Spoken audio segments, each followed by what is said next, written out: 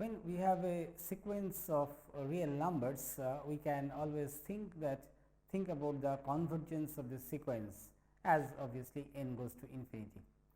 Now, exactly in a similar fashion, if we have a sequence of random variables, as we have seen that there are some examples where, or there are some theorems which deal with the sequence of distribution functions, sequence of characteristic functions and so on. So, suppose we have a sequence of random variables. Now, when we have a sequence of random variables, then the convergence can be thought of in different ways. As for example, for a sequence of random variables, we can have a sequence of distribution functions, we can have a probability event, and for each random variable we can consider a sequence of such events or sequence and then calculate the probability. We can also think of the expectations of the sequence of random variables. So, for each of these situations we have to define what is the meaning of convergence, and naturally since expectation and distribution functions, they are really of some different nature. So, we have to define the convergence with respect to each of them separately. So, today we will be defining some different modes of convergence corresponding to random variables, corresponding to distribution functions or some of the characteristics, and we will discuss some results relating to them, whether there is any interrelations between them and so on.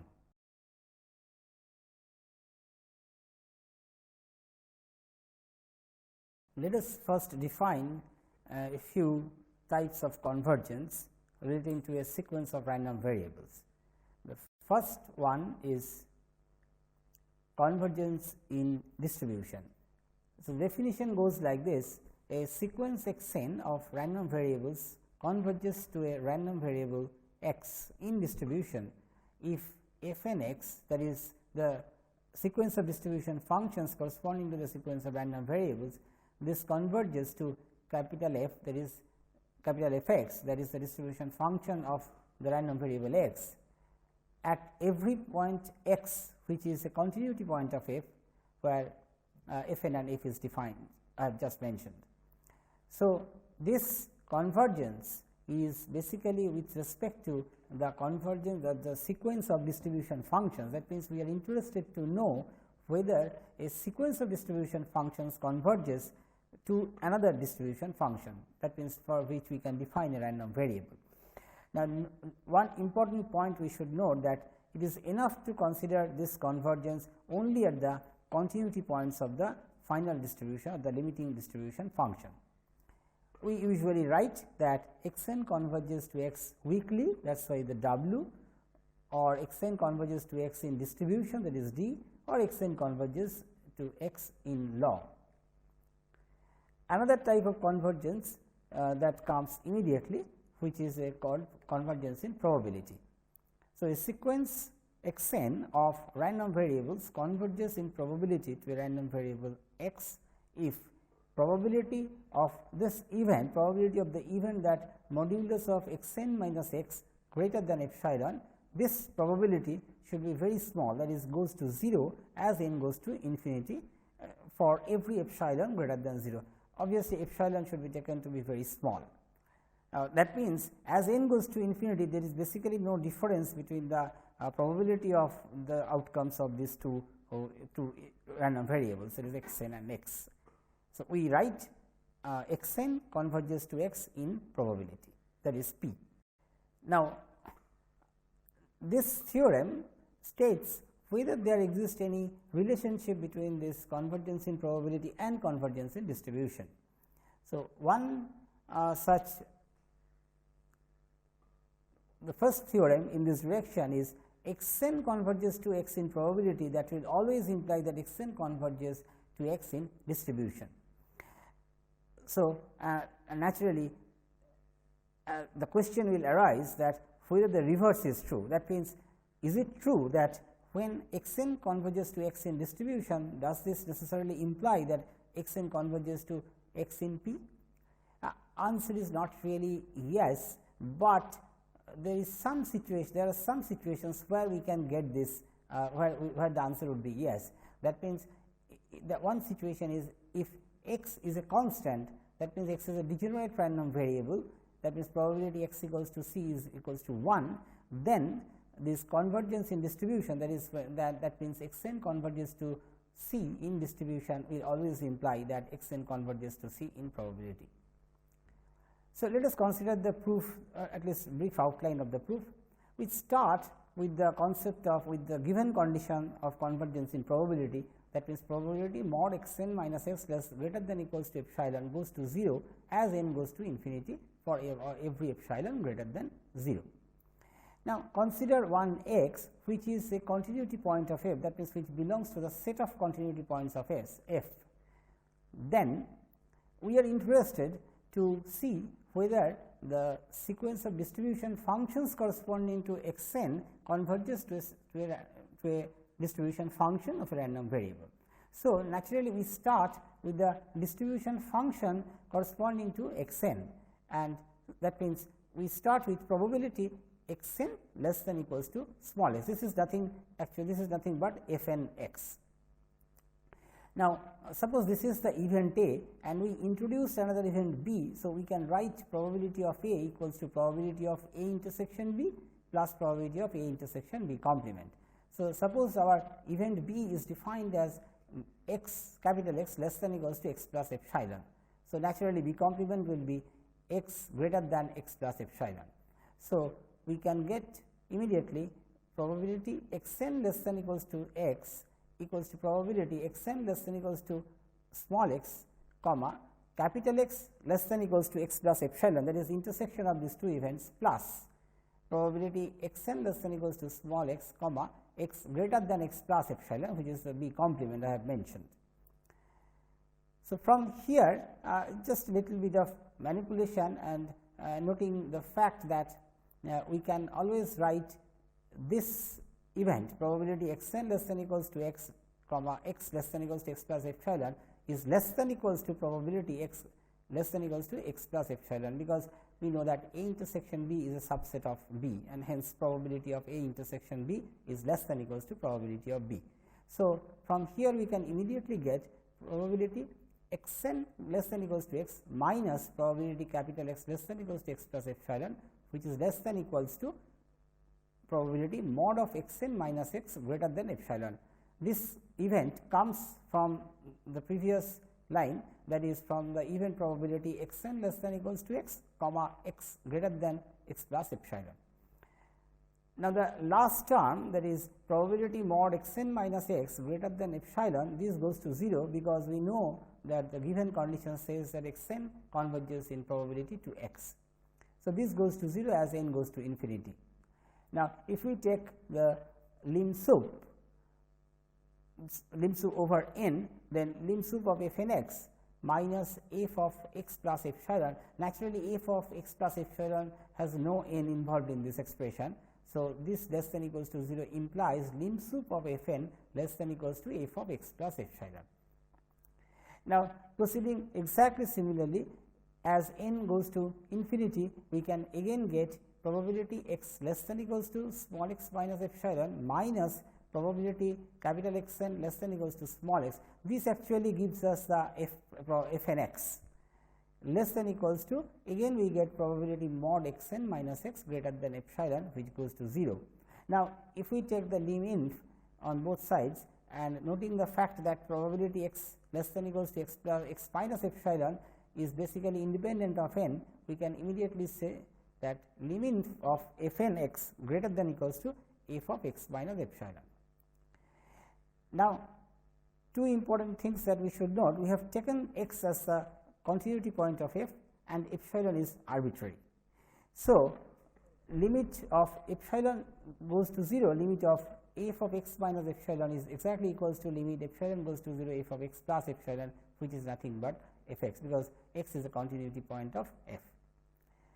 So, using these facts, we can immediately get that lim sup of f n x less than equals to f x less than equals to lim inf of f n x. But one thing is always true, that lim inf of anything, any sequence is less than equals to lim sup. That means, lim inf of f n x less than equals to lim sup of f n x. This is always true. So, combining these two, we can immediately get probability that limit n goes to infinity of f n x equals to f x. Now, for obviously x is a continuity point of f. So, this is basically the definition of convergence in distribution. So, we can immediately say that this will imply x n converges to x in distribution. So, now this proof is complete. This says that whenever we have a sequence of random variables and we find that this sequence converges to some random variable in probability, we can immediately have we can immediately say that this same sequence converges to the same random variable in distribution also. Now, let us consider the proof of the B part, that means the other way around, or rather when we can see the reverse situation might happen. And we have mentioned that when capital X is a degenerate random variable or a constant C almost surely, then convergence in distribution implies convergence in probability. Now, without loss of generality, let us assume that x of omega equals to c for all omega, because x is a degenerate random variable. So, probability x equals to c equals to 1. So, whenever we observe any observation which is less than c, probability of observing that observation is 0, and whenever we reach or x takes the value c, the probability goes to probability is 1. So, naturally it is clear that capital F x, the distribution function corresponding to this random variable, can be written as 0 less if x less than c and 1 if x greater than equals to c. So, it is clear c is the only point of discontinuity of capital F x, because if we define x over the entire real line, c is the only point of discontinuity. Just let us consider whether convergence in probability holds good for this sequence of random variables. So, and we know that this x n converges to x in distribution, that is given. So, if we consider, if we want to calculate this probability, that probability mod of x n minus x greater than equals to epsilon, if we can show that this goes to 0 as n goes to infinity, then the proof is complete. So, this thing equals to, since capital X equals to c with probability 1, we can replace capital X by c and get probability mod of x n minus c greater than equals to epsilon, which is equals to probability x n greater than equals to c plus epsilon plus probability x n less than equals to c minus epsilon. Now, this probability x n greater than equals to c plus epsilon is nothing but 1 minus f n c plus epsilon minus, and that means this is 1 minus probability x n less than c plus epsilon, and probability x n less than equals to c minus epsilon is f n of c minus epsilon. Naturally, this tends to f of c minus epsilon minus, because f n converges to f and again f n converges to f. So, f n c minus epsilon converges to f of c minus epsilon. And it is clear that all c plus epsilon, c minus epsilon, they are all continuity points of f, because f has only one point of discontinuity, which is c. So, if we calculate this thing, probably that capital F of c plus epsilon minus is 1 and f of c minus epsilon, that means it is less than c, is 0. So, the probability of mod x n minus x greater than equals to epsilon goes to 0 as n tends to infinity. So, this implies that the convergence in probability is now proved, given when convergence in distribution to a degenerate random variable. Let us consider one small example of a convergence in distribution, which is called CLT. Suppose x n is a sequence of random variables with expectation of x n equals to 0 and expectation of x n squared is finite. Then if we consider the sum of random variables, that is S n equals to x 1 plus x 2 plus x n, then S n by sigma root n convergence in distribution to a standard normal variable. The proof actually is followed using characteristic function. So, just calculate the characteristic function of this variable S n by sigma into root n, which is expectation of e to the power I t S n by sigma root n. Just little bit of manipulation will give us, this is phi of t by sigma root n whole to the power n, phi being the characteristic function of x I. Then this is equals to, we can write this as an expansion in t, which is 1 minus sigma square t square by 2 n sigma square, plus rest of the terms we can consider, we can just neglect it, these are negligible, whole to the power n, and this sigma square cancels, and this converges to e to the power minus t square by 2 as n goes to infinity. Now, we know that e to the power minus t square by 2 is a characteristic function of a normal 0 1 variable, and hence by inversion theorem, we can say that this is the characteristic function of a normal 0 1 variable, and naturally using continuity theorem of characteristic function, we can say that this converges, this sequence of random, this sum S n by sigma root n converges to a standard normal variable in distribution. This follows directly from the continuity theorem of characteristic function. Another example is this is for convergence in probability. This is known as Khinchin's weak law of large numbers. It says that a sequence of IID random variables with common distribution function f x and finite mean n, then S n by n, S n is sum of n random variables, IID random variables x 1 plus x 2 plus x n, this converges to mu in probability. Again, just calculate the characteristic function, and we know that characteristic function for a random variable phi t can be written as 1 plus I t mu plus small o of 40, small o of t, that means this part goes to 0 as t goes to 0. Then if we calculate the characteristic function of S n by n, that is expectation of e to the power I t S n by n, which is nothing but product, since these are IID random variables, product of e to the power I t x j by n, product over j equals to 1 to n, which is phi of t by n whole to the power n, and if we simplify this 1 plus I t mu by n whole to the power n, this goes to e to the power I t mu. Now, e to the power I t mu is the characteristic function of a degenerate random variable x at x equals to mu, almost surely. So, naturally again by continuity theorem of probability, we can immediately say, we can first say that S n by n converges in distribution to mu. Remember, this is continuity theorem says the convergence in distribution, and the theorem that just now we have proved that convergence in distribution to a degenerate random variable implies convergence in probability. So, from there we can immediately say that S n by n converges to mu in probability. Another simple result, that if there are two sequences of random variables, one is x n goes to x in probability and y n goes to y in probability, then x n plus y n will also converge to x plus y in probability, and x n into y n converges to x and y, x into y in probability. So, the first proof of the first one A is very easy.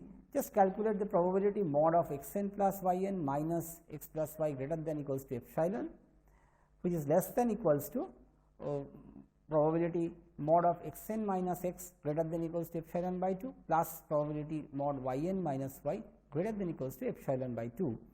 And this will imply that since both x n and y n converges in probability to 0. So, the two terms on the right hand side goes to 0 as n goes to infinity, and hence we can immediately say that probability mod of x n plus y n minus x plus y greater than equals to epsilon goes to 0 as n goes to infinity, and hence the proof. Similarly, we can prove the B part using the same kind of argument. Let us now define another type of convergence, which is known as convergence in pth bin or LP convergence. So, if expectation of mod x n minus x whole to the power t goes to 0 as n goes to infinity, we say that x n converges to x in pth bin or in LP, and we write x n converges to x in LP. One small theorem is that x n goes to x in LP implies x n converges to x in probability, and I just give you one proof of Markov-Chebyshev's inequality, which is known to almost all of us. So, it says that for a non-negative random variable such that expectation of x to the power p exists for p greater than 0, then probability x greater than equals to epsilon less than equals to 1 by epsilon to the power p into expectation of x to the power p. So, we start from expectation of x to the power p, and which is greater than equals to integration not over the full range, but over the partial range, that is x greater than equals to epsilon x p x to the power p d f x, which is naturally greater than equals to epsilon to the power p into probability x greater than equals to epsilon, and hence the proof of Markov's inequality. And proof of theorem 3, this theorem is just a direct consequence of Markov-Chebyshev's inequality, which says that we want to prove that probability mod of x n minus x greater than equals to epsilon should go to 0, and which is less than equals to 1 by epsilon to the power p into expectation of x mod of x n minus x to the power p. Since x n converges to x in L p, so expectation of mod of x n minus x to the power p goes to 0, and hence the proof. So, convergence in L p always implies convergence in probability. And just one small definition, that is convergence almost surely. So, a sequence f n of extended real valued function is said to be converge almost everywhere or almost surely on a measurable space x b mu or a probability space omega script b and p to a limit function f if there exists a set E belongs to B with mu e equals to 0, that means with probability of E equals to 0, because probability is also a measure. So, if you take mu equals to p, we can get probability of E equals to 0, and if x belongs to E complement, that is where mu e or probability of E not equals to 0 or greater than 0, then and epsilon greater than 0, we can always have f n x less than 1 minus 1 by epsilon if f x equals to minus infinity, if mod of f n x minus f x less than epsilon if mod of f x less than infinity, and f n x greater than 1 by epsilon if f x equals to infinity, whenever n greater than n naught, that might depend on x and epsilon. So, another definition, a sequence f n of measurable functions is said to converge to f in measure if given epsilon greater than 0, there exists a positive integer capital N such that for all small n greater than equals to capital N, we have mu of the event x such that mod of f n x minus f x greater than equals to epsilon must be less than epsilon. That means, it is very close to 0, and we write that f n converges to f in mu. Now, if we take mu as the probability measure, f n as a sequence of random variables which is a measurable function, f is another limiting random variable, that is x, then from here we can immediately write x n converges to x in p. So, actually convergence in probability can be thought of as a general can be generalized to a similar concept of convergence in measure. And one theorem, I will just state this theorem without proof, that convergence almost surely implies convergence in measure. That means, for a random sequence of random variables, if we know that this x n converges to x almost surely, then x n converges to x in probability. So, this is since probability measure is finite. So, here the condition is mu, the measure is finite, probability measure is naturally finite. So, convergence in almost surely implies convergence in probability. So, today we have studied different types of convergences. We have seen that convergence in probability, convergence in distributions, convergence in pth mean or LP convergence, converges almost everywhere, etc. Now, we have also seen some results relating to convergence in probability and convergence in distribution, some examples of which are known as Khinchin's weak law of large numbers. We have also studied this LP convergence and how it is related to the convergence in probability, convergence in probability. So, we have some clear idea about different types of convergence, and it is clear that there might exist some relationship between these different types of different modes of convergence. We will discuss something more on these interrelations among these different types of convergences, that means whether one implies the other or the other way round, and so on. So, that will be taught in the next few classes.